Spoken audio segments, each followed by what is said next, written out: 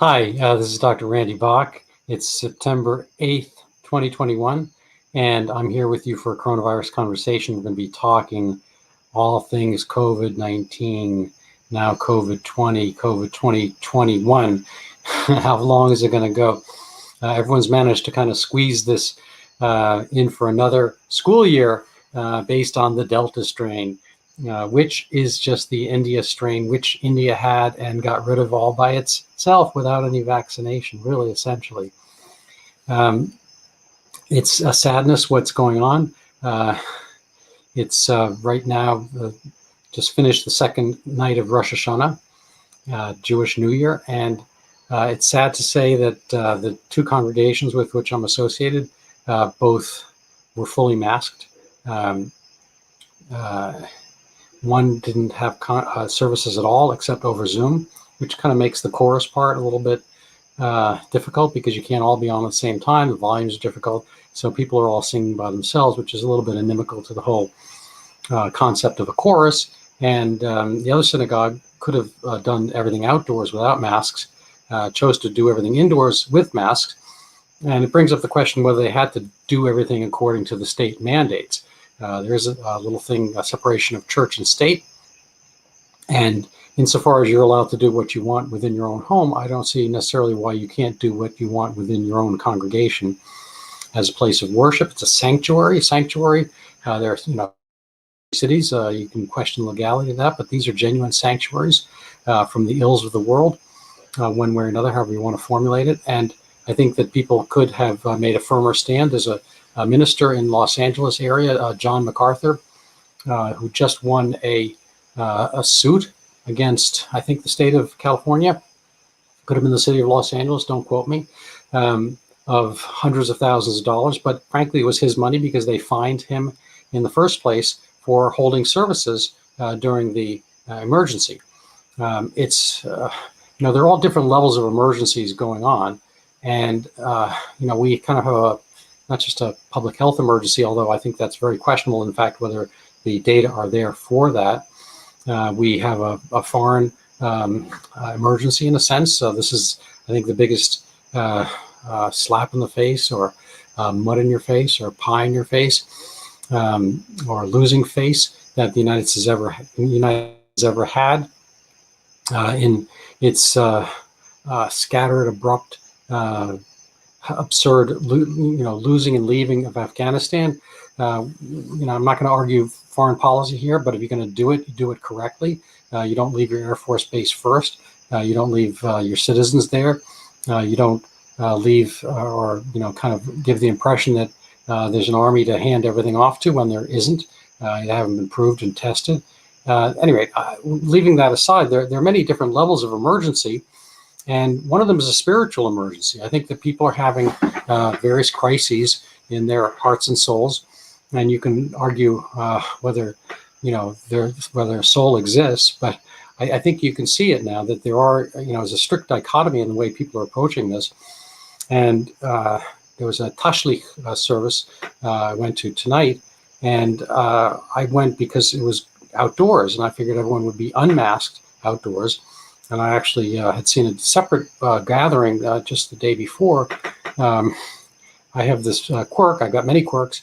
One of the quirks is that when I'm walking the dog, I have him strapped around my waist, and I have a little grabber, and I pick up trash along the way. So I was underneath this boardwalk in one of the little parks by the river here, and cleaning up. People throw bottles and cans and whatnot. I'm kind of picking them up, not for the deposit, but just to clean everything up.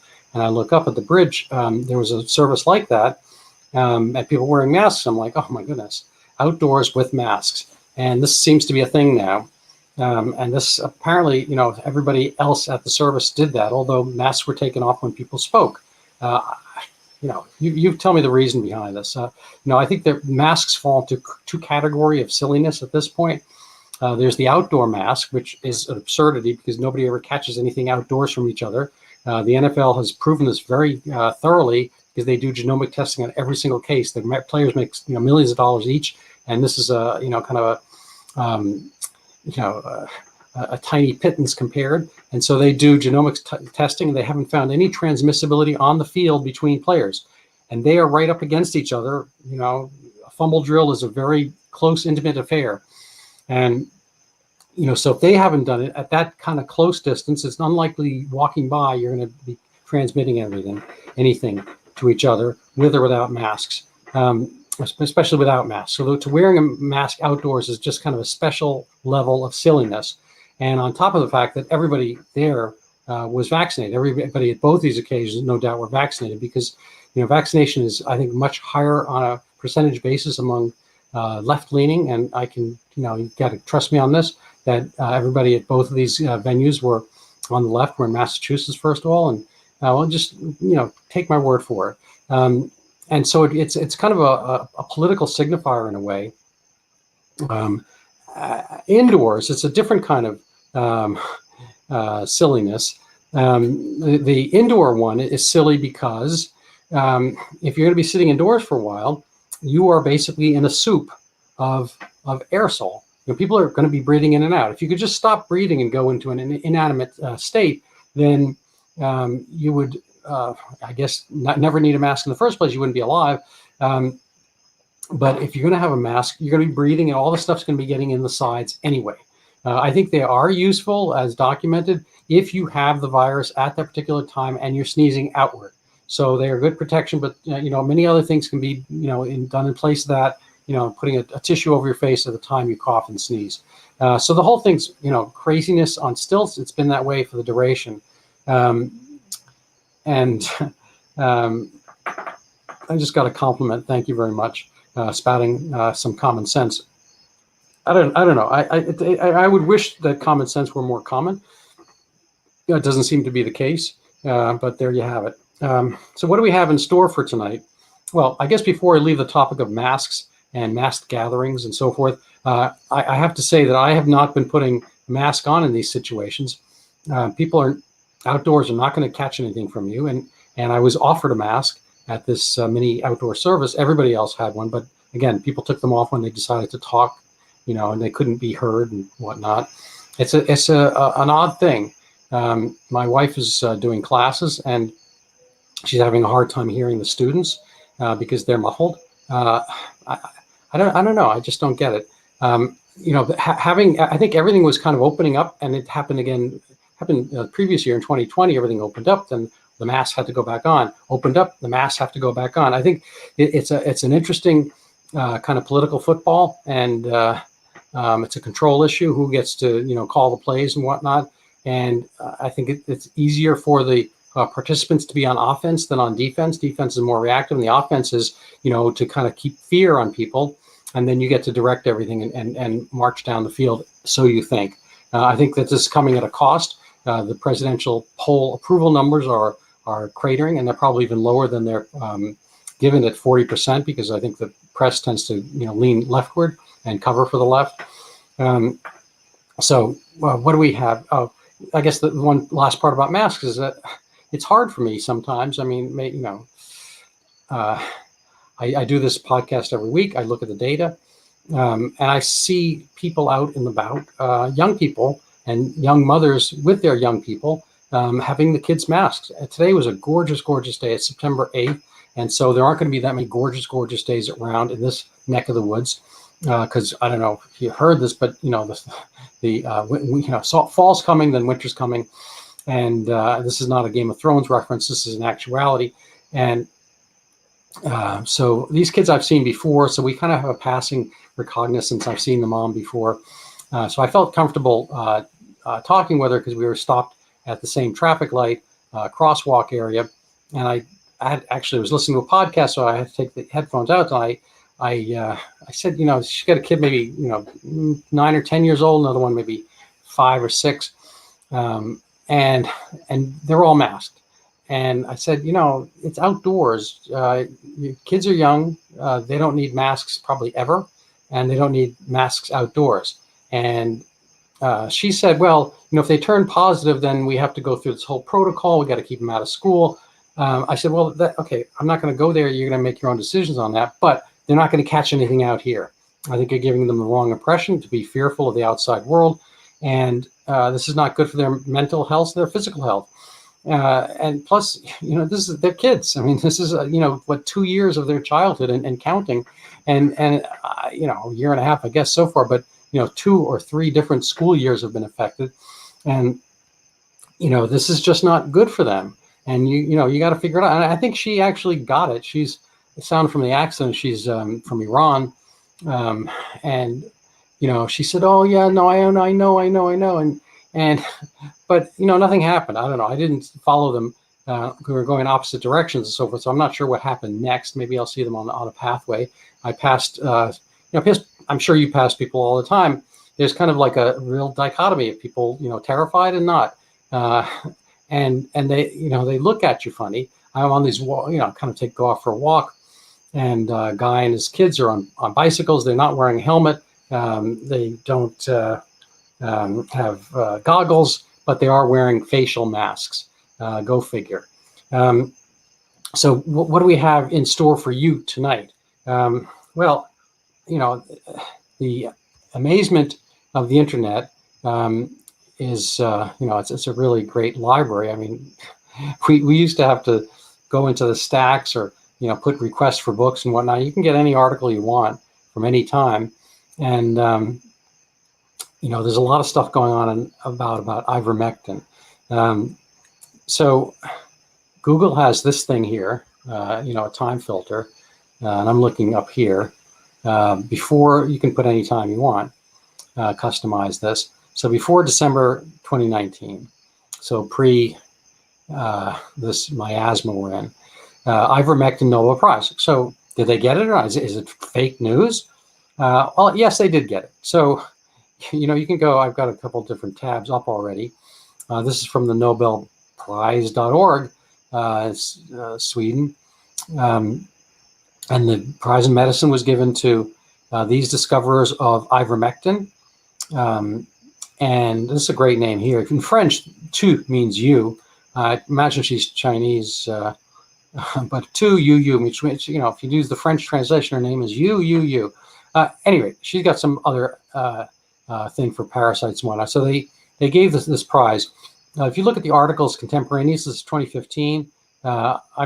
He's in the malaria development, kind of an NGO kind of guy, research professor. Ivermectin, a drug worthy of a Nobel Prize, but inaccessible for those who need it. So he's thinking that ivermectin's awesome, but there's not enough of it. So now everyone's thinking there's too much of it. But here they're saying it's not enough, 2015. That's not that long ago.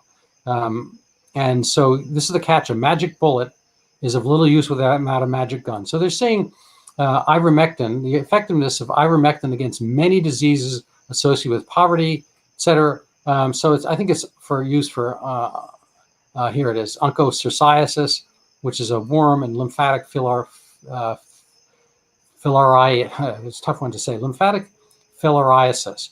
I studied these parasitology back 1,000 years in medical school, but these are basically both worms. And so the current, kind of smear against this is that it's a dewormer. So yes, it's a dewormer, but it's an antiparasitic drug. And if you keep kind of going on about this, let's see. So it has other uses. Many medications have other uses. And so this one's here from 2015, evaluation of antiviral activity of ivermectin, right here, against Newcastle disease virus. So this is a paramyxovirus. I, frankly, am not familiar with it. I don't think I've ever seen a case of it. It had antiviral capabilities. And they're comparing it to ribavirin here, which is a known antiviral. And I think it was not quite as good as ribavirin, but it's not like it was nothing either. So it had, capabilities against virus. So here it's ivermectin. Ivermectin induces cytostatic autophagy by blocking the theta axis in breast cancer. Okay, well, that's awesome. Maybe it's going to be used for breast cancer. So people were all hot and bothered, not as a horse dewormer, but as a anti-cancer drug, as an antiviral drug. And it's an interesting medication, like many of the antibiotics, penicillin and whatnot, erythromycin. I think it came from a fungal mold. That is not, I don't mean a physical mold, I mean fungus / mold. And, it has some capabilities. This is another article here about, what's the title of this article? The multi-targeted drug ivermectin, from anti-parasitic agent to a repositioned cancer drug. So same topic. So this is, again, off-label usage. The FDA approved it as an anti-parasitic, but people are thinking about using it for other things. So I'm going to kind of expand this part here. In humans, it is considered that ivermectin generates low levels of toxicity because its targets are confined within the central nervous system, your brain, spinal cord. Indeed, most patients treated with ivermectin have no side effects other than those caused by the immune and inflammatory responses against the parasite, such as fever, itching, rashes, and fatigue, tiredness, whatever. So what's the point here? Well, this stuff, again, everyone thought ivermectin was kind of awesome and a wonder drug. This is 2018, not that long ago. So let's kind of go back. This is Forbes magazine in, what year is this? I think 2015. Nobel Prize winning drug ivermectin may fight malaria. Well, there you have it. Oh my goodness. And that's malaria is a little bit smaller than the worms. It's a protozoan. So now they're thinking virus, protozoan, cancer, breast cancer, this, that, paramyxo virus. Well, okay, so now let's just look at Forbes today. So this is Forbes magazine, same magazine a couple of days ago this month. Here are the states searching most for unproven COVID cure, in pseudo air quotes here, ivermectin. And then they kind of go in kind of insult the states that are the lowest vaccinated states here. These are the kind of the rubes and dolts, Oklahoma, Alabama, Arkansas. And the only people you can really insult in this country are from the South and whatnot. I think what's missed here is that the ethnicity within those states that the lowest, that give them some of the lowest vaccination rates is African American, Black, and they perhaps have their own reasons. It could be education level, it could be lack of trust for the government, and so forth. But people are searching for other cures. I don't think that there's really any issue with this. If you want to look for treatment, I mean, I think that something to keep in mind is the AIDS crisis of the 80s and into the 90s, HIV. Not to say they weren't looking for a vaccine. They were looking for a vaccine for it. They still haven't found one. It's a unique virus because it attacks the immune system, and then you're going to need the immune system to attack the virus that attacks the immune system. So I think you get a little bit of a hall of mirrors. But how do they fix HIV? I mean, you don't hear that much about HIV right now. It's not really the HIV epidemic or pandemic. Well, they're treating with medication. They're treating with an antiviral cocktail. Where did they get it? So are antivirals terrible for COVID, but awesome for HIV? I don't know. I mean, it looks like they work for HIV. You don't hear anything about it. So why can't they work for COVID? I'm not endorsing ivermectin. I'm not endorsing hydroxychloroquine. I'm not endorsing remdesivir, if that's pronounced correctly. The thing is, they might work, they might not. Until you really do control studies, you're not going to be able to tell. But I do think it's crazy when you don't, when it's not really that much downside to try it. People have been taking all kinds of things for all kinds of other things all along. I think there are a lot of people who take, well, first of all, I mean, people take aspirin as stroke prevention, and they take as heart attack prevention when it's really a pain medication, anti-inflammatory. They take gabapentin, which is an anti-epileptic drug. They take it for neurologic pain, and I think it's called Neurontin, which is a great name. People think that it's going to help your nerves, but people do it. Doctors write it. Happens a lot, and this has been going on forever. Humans are very creative and inventive, ingenious, intuitive, or whatever you want to say, and that's one of the things they do. They try things, and there's very little downside apparently from the ivermectin, and it can't be safe in 2015 and 2018 and a malaria drug and a potentially anti-cancer drug, and somehow you can't use it against this new thing without any other cure potentially. I think it's closed-minded, and it's a bad attitude and absurd. What else we have here? I guess I got to kind of bring the screen back up for you to check it, but let me just find some other windows here. So that's a little bit on the ivermectin bit. I guess before I leave this topic, I maybe just go on how easily it's smeared. You can check this story from a couple days ago, fact-checking the misinformation about Oklahoma hospitals ivermectin. So CNN is, I think, acting here. CNN fact-checks dubious dewormer story. Well, I think it wound up on Rachel Maddow's show, and if I'm not mistaken, she's on CNN. I apologize. She's on MSNBC, I believe. So maybe CNN is getting after MSNBC. It doesn't look that way. It looks like the target in this case is the Rolling Stone magazine. They took some doctor claim, but I'm not sure how serious he was. He didn't really work much at these hospitals. He's kind of a peripatetic ER doctor. And it was on the news instantly. Anything to the contrary would never, if they somehow somebody had said it works great, I'm sure they would have fact-checked it till death. They would, never have let this go until they, could prove that it wasn't the case if it were doing something good. So this is the same story basically about the ivermectin bit, fact-checking ivermectin. So we're going to leave that topic. This unfortunate young lad, they're talking about a 13-year-old dying from COVID, and it's true. This boy was 13 years old. He weighed 300 pounds. So this is a word to the wise and a word to our, prison wardens and gatekeepers. Exercise is crucial. Obesity is its own ill. In a lot of different ways. It seems to be very highly associated with morbidity across the board, multiple illnesses, diabetes and so forth. And it's not that good for, breathing expansion. And I think it has some other aspects in regard to making you more susceptible to COVID morbidity and mortality.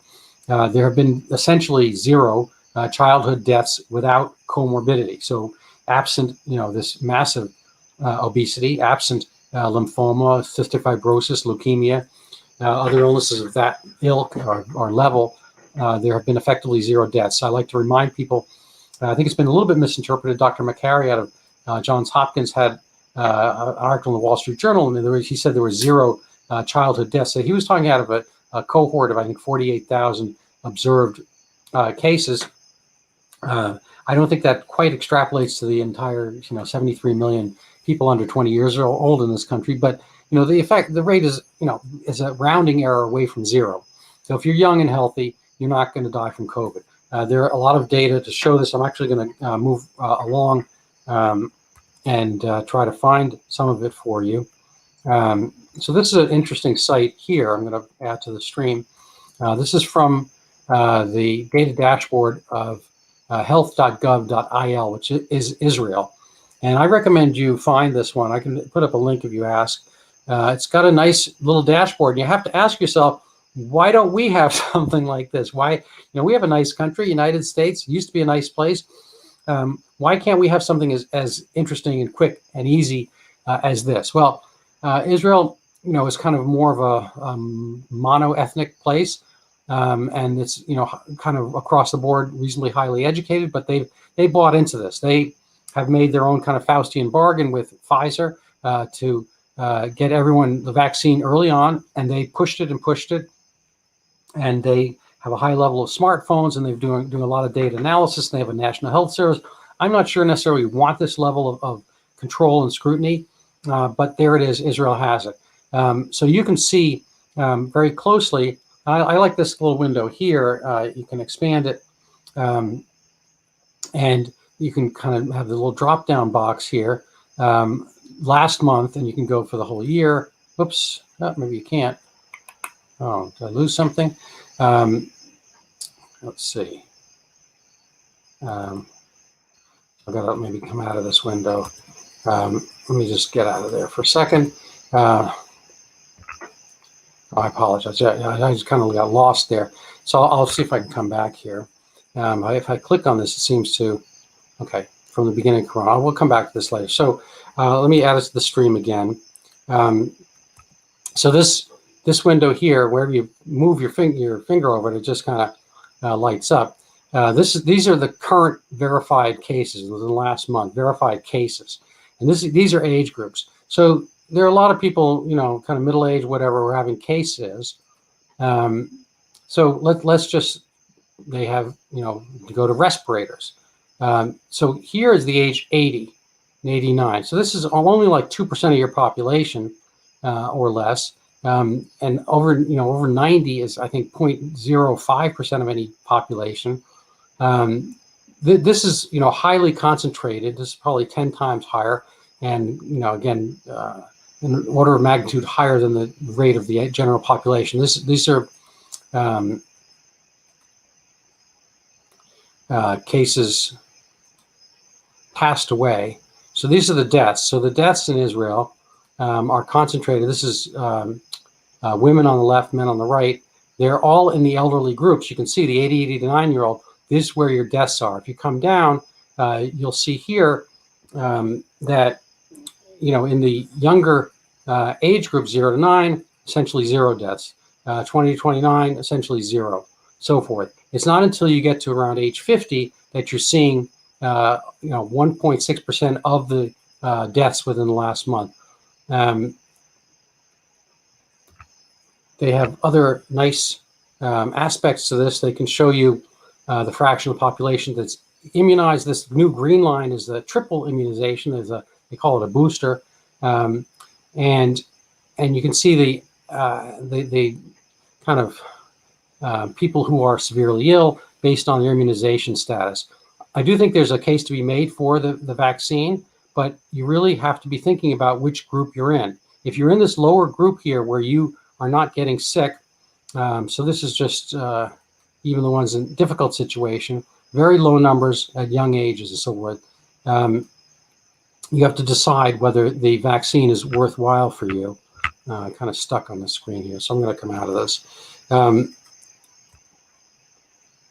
Yeah, so anyway, that's a really interesting data play. I can try to, if you have questions about that, I can try to parse it a little bit more clearly. But it looks like that screen has frozen, so we're going to just kind of move on here. I'm going to go to our favorite worldometer, just to go do a little trip around the world here. Delta variant is the predominant strain in the United Kingdom.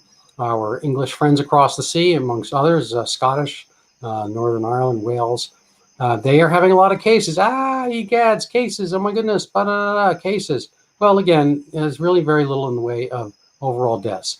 This is just, I don't know, people want to worry about it, go ahead and worry about it, knock yourself out. Israel is showing a little bit more in the way of daily deaths than the UK. And they're having a lot more cases, but the cases they're having, such as they are, mostly amongst the young people. So it's not that big a deal, I don't think. I understand there's some worries and there might be some, drift from the original, ancestral virus to today's. Go back to India. We do this week after week, but I think it's still a reasonable repetition. This is the Delta strain. India had this back in the spring. They had it. They got rid of it essentially without vaccine, and they're not really having very much in the way of deaths currently in a population of like 1.4 billion people or something like that. You should expect 35,000 deaths a day or on that order. This is less than less than 1% of the deaths in general are from COVID. So I don't think that's a big thing to worry about. There's the United States here. Everyone was screaming about Florida a few days and weeks ago. There are 1 million people in Florida, 6 new deaths per day. So Florida, 21 million people, should have around 700 deaths per day, plus it's an older place, so maybe 800, 900 deaths per day. They're having 6 of them attributable to COVID. Not a big deal. California and Texas are the highest. They share a border with, can you guess? Yes, Mexico. That was the right answer. if you guessed Mexico. So they are amongst the highest death numbers. And are we closing the border? No. Are we taking care to vaccinate or screen people who are coming in from the southern border? No, we are not. So the United States having cases, so we got to put masks on in schools, even though the people who are vaccinated, or want to be vaccinated, are vaccinated. Well, this is again a low number for a country with 330 million people. There are some deaths. I think eventually everyone will have this in one level or another, but for the most part, this is not that severe an illness when you take into consideration the side effects it's bringing, just even in terms of drug addiction deaths alone. Let's see, what else do we have here? Why do I have this up? Oh, this is something I pulled up. New documents show Dr. Fauci has been keeping us from the truth. I think this was covered on, records acquired by The Intercept. This is Glenn Greenwald's outfit, The Intercept, although I think they might have divorced from him, or because he's kind of an interesting guy. I think he really digs for the truth. Anyway, The Intercept shows that the gain of function accusations that Senator Rand Paul made against Dr. Fauci a month ago are pretty much accurate. And I'm not going to get into this in detail. You can read the article. There's an organization called EcoHealth Alliance. We've covered this a couple different times here on this show. The question is why we're giving our money to China in general, why we're giving it to Wuhan, why, as Dr. Fauci said, even if it did have gain of function, even if it would all be worth it. I don't know why he thinks that's worth it. This is the one of the largest calamities in history. In May, I guess it was a few months ago, he insisted the U.S. has not ever and does not now fund gain of function. This is not true. His definition of gain of function was wrong.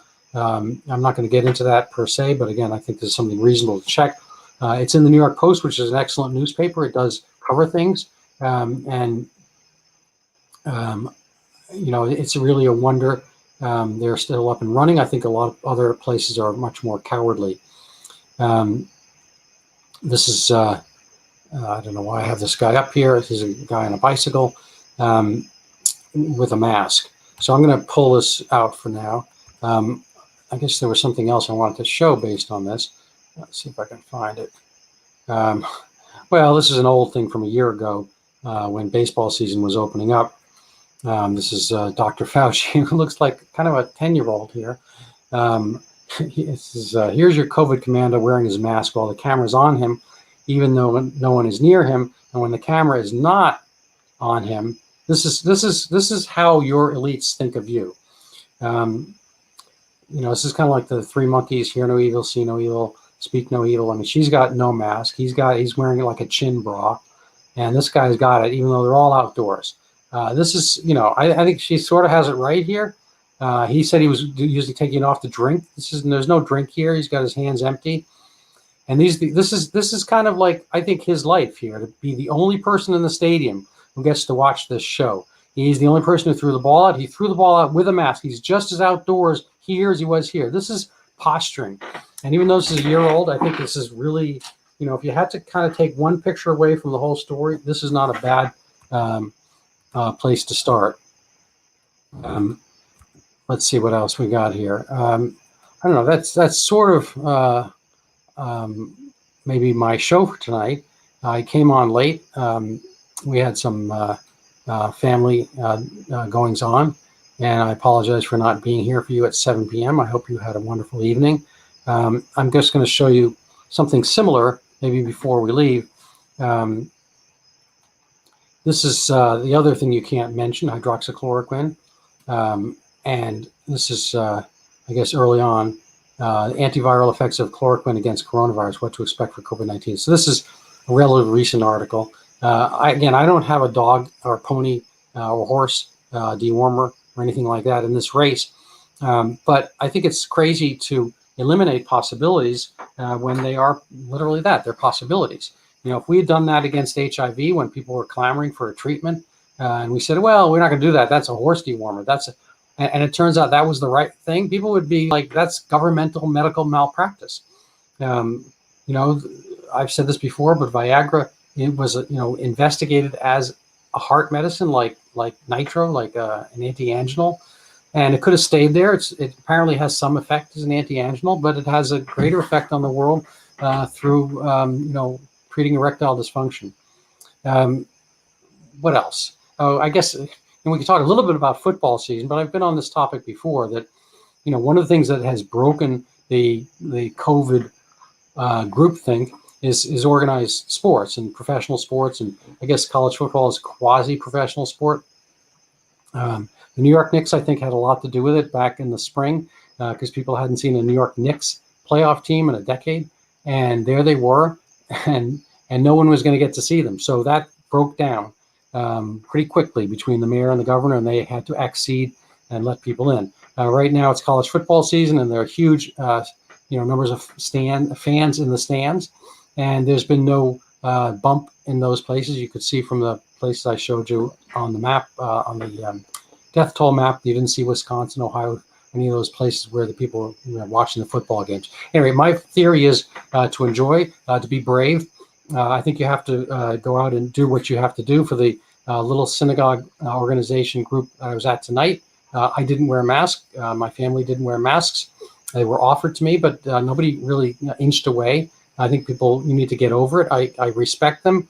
I understand their fears, but I think they're looking at it from an angle, from a place where they're getting a lot of kind of couched information, such as you saw with the Ivermectin story that was allowed to lead without having been checked in the first place, whereas the contrary would not have been the case.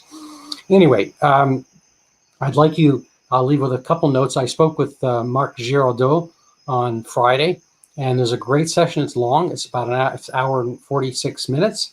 And maybe it's a few sessions. You have to listen to it. He has an interesting article about some of the origins of COVID and why it's kind of differentially been more dangerous in certain places than others. And there are certainly goings on around the world. Australia is incredibly locked down. I think they've had some outdoor protests on this topic. Good luck to them. Their seasons are opposite ours, so they've had winter time till now. But even so, the weather's pretty good in a lot of the places coastally on the East Coast, Sydney and Melbourne and whatnot. And people want to go out and they want to be out. Looking at that poor young soul at 13 who died at 300 pounds, you can probably only argue that a little bit more exercise and care and diet and whatnot might have helped him to keep kids away from playgrounds and to keep the gyms closed. It's just not the right thing. Even if this were a more dangerous virus, this has been a horrible idea and a horrible response. I think we have to let people live their lives and enjoy their lives. And God bless John MacArthur for having been brave enough to stand up to the government. I think it's incumbent upon our other religious institutions to do the same and to be brave, to trust. And if you don't have to trust in God about this, the data are out there. They've always been out there, and you just need to follow them and look for them on your own a little bit, unfortunately. But the survival numbers are enormous. 99.7% of people who have had COVID survive it, and the people who are dying from it are those likely with very much on the lower end of life expectancy. Anyway, it's a sadness. We hate to see them go, but that is the nature of life and the nature of death as well. So with those, I guess, semi-dour words, I will end the broadcast. I am working on another project. Perhaps I can entice you to listen to. It's called Dodging Cancer. It's a Facebook page. And I'm nearing the finishing touches on a book on that very same topic. It's going to be a patient-facing book on cancer. If you like some of the ways and approaches we do here, send me a note, and maybe I can give you some advanced copies of chapters or the book. I hope it's going to be an illuminating, enlightening book for people. It's been that way for me. I've learned so much from it, as I do actually from these weekly coronavirus talks, for which I have to do a certain amount of research and paying attention. So if you like it, please share it. I am not doing this for cash or anything like that. I'm doing it really for edification and because I think the message needs to be spread. So the better you spread this message, the better off I think